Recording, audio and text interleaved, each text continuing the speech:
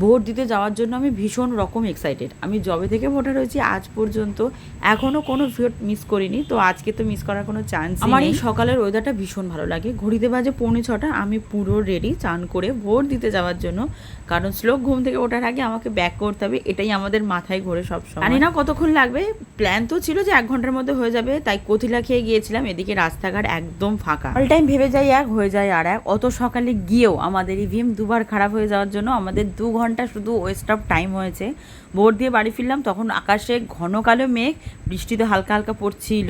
তাড়াতাড়ি ভোট দিয়ে বাজার করে এসে আজকে জমিয়ে রান্না করব, কিন্তু এত বেলা হয়ে গিয়েছে। মাছ বাজার গিয়ে দেখলাম কোনো সবজি মাছ টাটকা কিছুই ছিল না, বাজার তো করাই হলো না। যদিও আমি বাড়ি এসে একবার দেখে গেছি শ্লোক ঘুমাচ্ছে, তাই ভাবলাম ঘুমাচ্ছে যখন ছেলেটা, আরেকবার চক্কর মেরে আসি কোথায় কিরকম ভোট হচ্ছে একটু দেখে আসি। বৃষ্টি হওয়ার আগে ওয়েদারটা এত সুন্দর আর এত ভালো লাগছিল, মনে হচ্ছে গাড়ি করে আরও কিছুটা ঘুরে নিই। যাচ্ছি বাড়ি, ছেলেটা ঘুমাচ্ছে যখন মাথায় অনেকটা চিন্তা কম থাকে। বাড়ি এসে দেখলাম না, ভদ্রলোক উঠে গেছে এবং দাবি জানাচ্ছে যে সেও ভোট দিতে যাবে। বাবা মা গেছে মানে তাকেও যেতে হবে। বাচ্চা মনে যখন একবার ইচ্ছে হয়েছে ভোট দিতে যাবে, তুমি ওকে হাজার চকলেট হাজার কিছু দাও, সে ভোলার নয়। বাধ্য হয়ে দুপুরবেলায় তখন 1:30 বাজে চান খাওয়া দাওয়া সব কমপ্লিট করে সে গেছে ভোট কোথায় হচ্ছে দেখতে। অনেক বোঝানো হয়েছে যে ভোট তোমার। আজকে শ্লোককে নিয়ে আমার যে এক্সপিরিয়েন্স হয়েছে, এরপরে কোনোদিন ভোট দিতে গেলেও আর বাড়িতে বলে দেওয়া যাবে না যে ভোট দিতে যাচ্ছি।